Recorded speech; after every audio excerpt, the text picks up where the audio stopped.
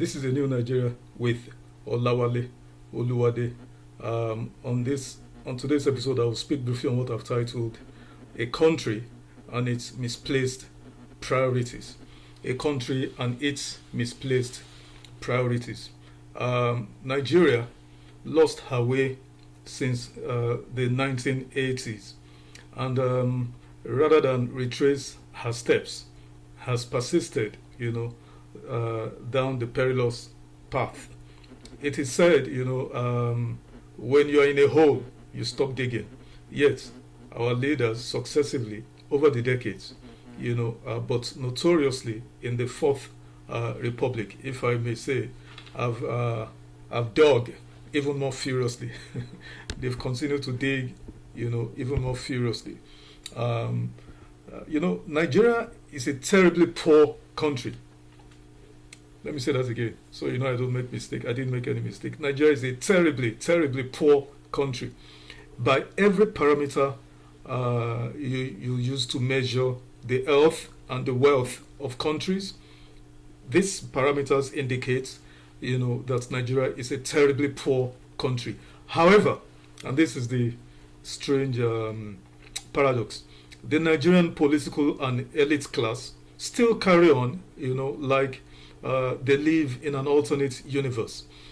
They squander the meager resources we earn, and live, like they're from Qatar, or they're like the Saudi royals or the UAE Emiratis. That's our political and elite class. That's how they are carrying on.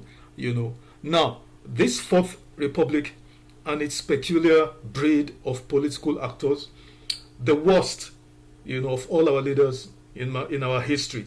That's my personal opinion. This particular breed of politicians in this Fourth Republic, they pose the single biggest threat yet to Nigeria's survival as a truly functional, democratic, and well-governed society. Besides the now socially venerated and officially sanctioned stigma and issue of systemic corruption, what is less discussed in the public space, and which I intend to touch on here briefly, is the issue of the gross and criminal mismanagement and wastage of our scarce public resources.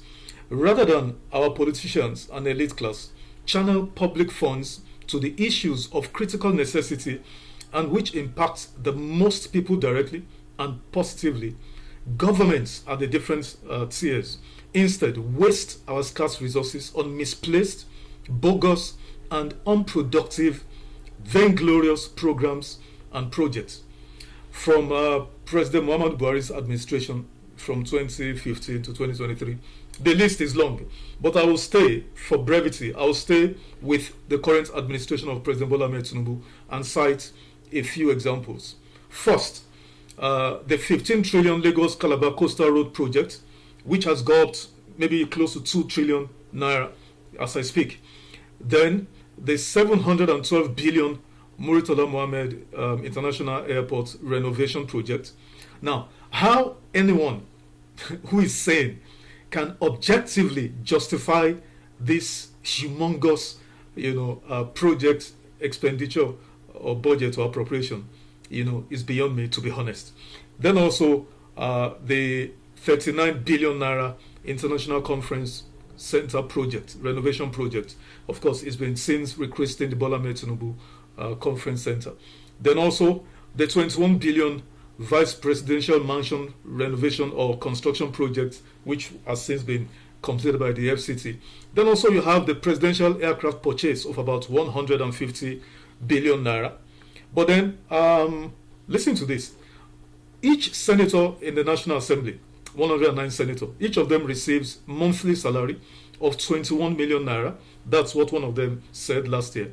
Each senator receives monthly salary of 21 million naira, or equivalent 14,000 US dollars monthly. The so-called constituency lump sum payments, which is sometimes runs into hundreds of millions of naira in certain cases. Now, In addition to our national legislators, some of our strategic MDAs, NNPC, Central Bank, SEC, NEMASA, NPA, and the rest of them, some of these MDAs waste taxpayers' money on incessant foreign trips that contribute zero to our GDP, in addition to under the book humongous remunerations, perks, and benefits that accrue to their personnel. Then, not forgetting, we witnessed recently, July to be precise, just last month, our president Bola Ahmed Tinubu turned himself into Santa in July. Santa usually is in Christmas. Santa Claus usually have Santa doling out freebies in December during Christmas. But our president chose to become Santa, in July, when he began gifting our female soccer players, the Super Falcons, who won the WAFCON trophy. Each of them got 150 million, naira. That's $100,000 from the president. Each of them, and their the basketball counterparts did digress. Each of them also got same amount, $100,000 each, and for winning their respective African competitions. The total from these two awards would come to about 6 or 5 billion, naira, of taxpayer money, And my question when I saw all of this was, what's so spectacular about the WAFCON trophy and then even the basketball trophy to warrant such a reckless and wasteful spending of taxpayer money? What exactly? And like I said, same for the basketball trophy or the basketball team. I mean, in the midst of mind-blowing poverty, hunger, and deprivation across this country, that is the best way, our president chose, to spend, scarce resources. Meanwhile, and in all of this criminal mismanagement and waste of scarce resources, our university lecturers are the least paid in the world. Let me give you a brief stats. A full professor in Nigeria earns 600,000 naira, equivalent of $400 per month, or about $4,800 per annum, or 7.2 million naira. A full professor, a full university professor in Nigeria, in a month earns approximately 600,000 naira. If you convert it to dollars at the current rate of 1,500, that gives you $400 dollars per month, multiplied by 12 months in a year. So a full professor earns 7.2 million naira, or equivalent in dollars $4,800.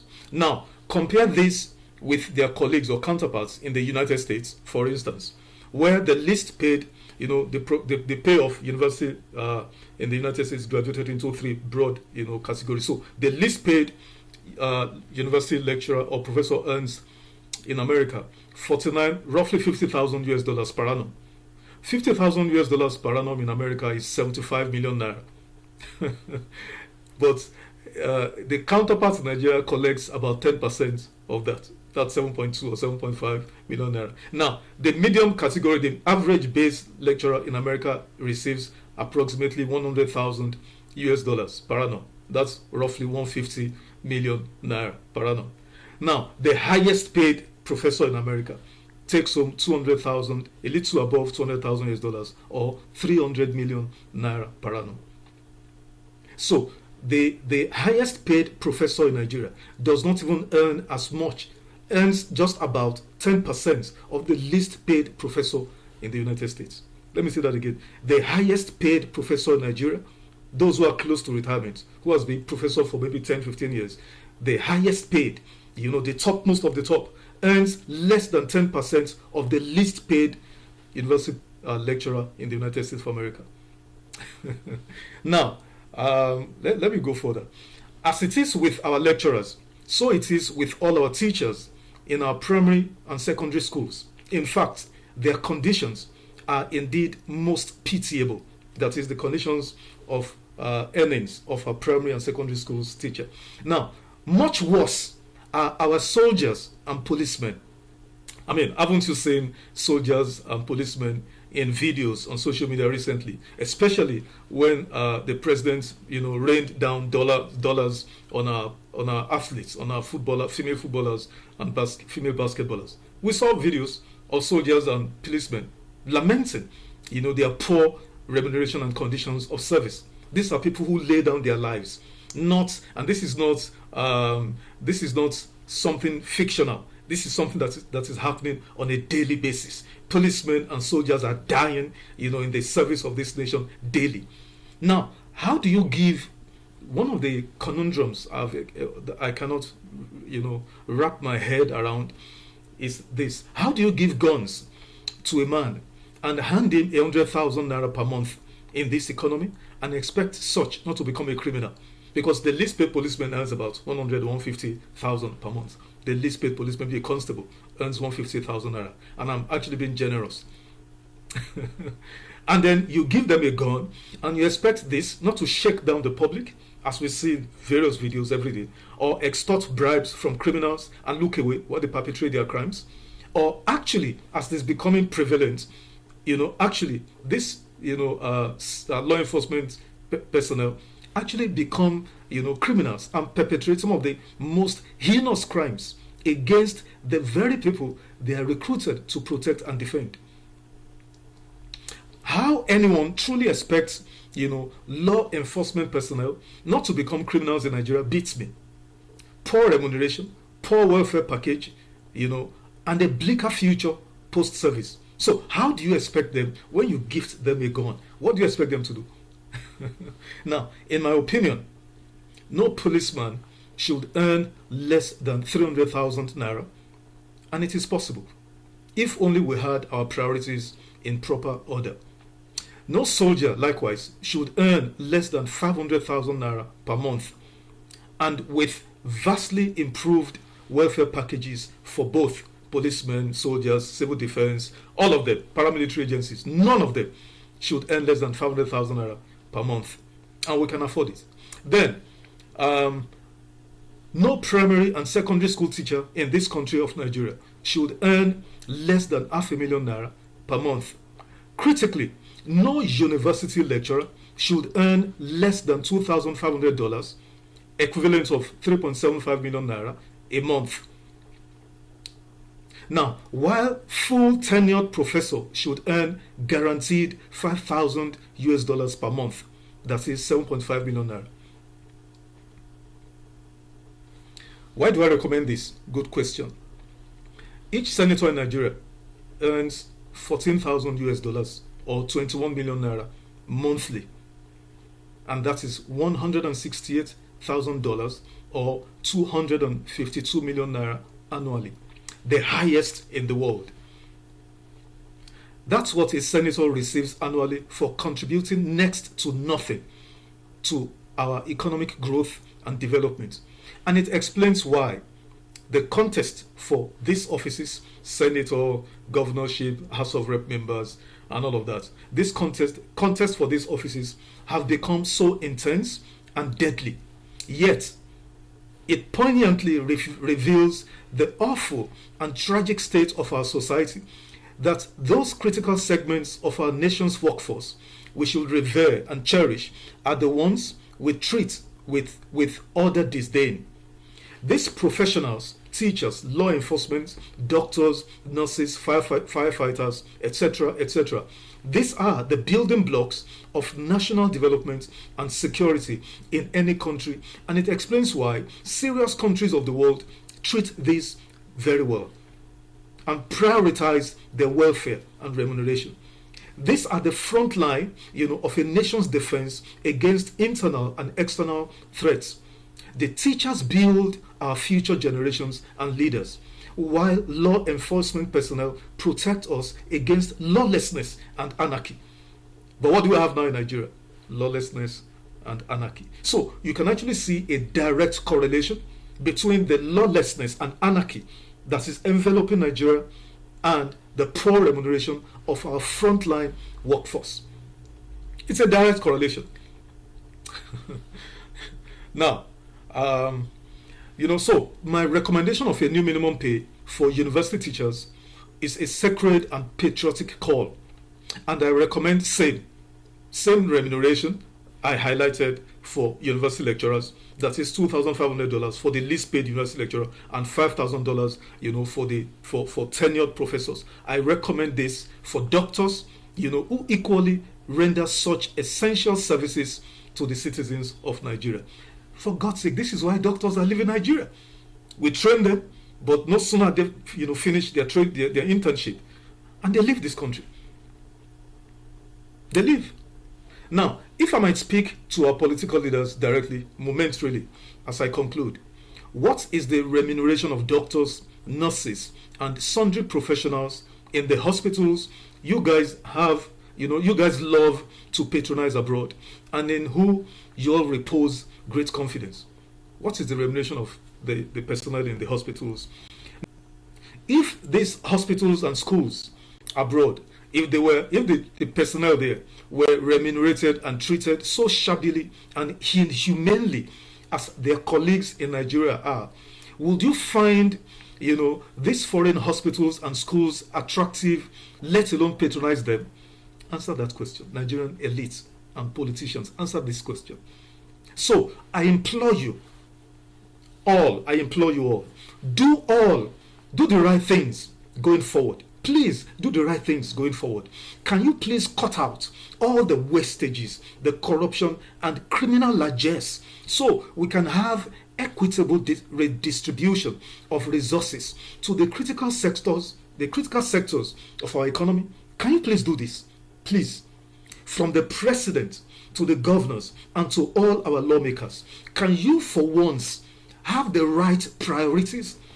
Can you sacrifice some of your excesses and personal comforts for the sake of Nigeria's future? Can you? And lest I forget, I humbly urge President Bola Ahmed Tinubu to urgently summon Miss Nafisa Abdullah Aminu, our 17-year-old Nigerian indigene of Yobe State, who trounced 20,000 other pupils from 65 countries in the recently concluded World English Language Skills Contest in England. Summon her to the villa and give her $10,000. I know as a nation, we detest the pursuit of knowledge and intellectual issues, but this one cannot be so. You cannot treat our dear Miss Nafisa Abdullah Aminu so shabbily. It's not going to happen. The 200,000 given to her by the Honorable Minister of Education, Dr. Tunji Alausa, is, in my view, an insult and a collective shame to all of us, because it just demonstrates, what we value as a people, as a collective, as a people.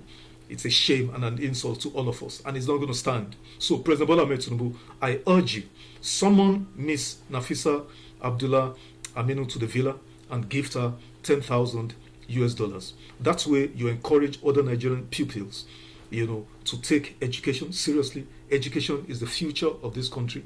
Our youths are the future of Nigeria, and we need to treat them well. Thank you for listening. God bless the Federal Republic of Nigeria. Thank you. Bye for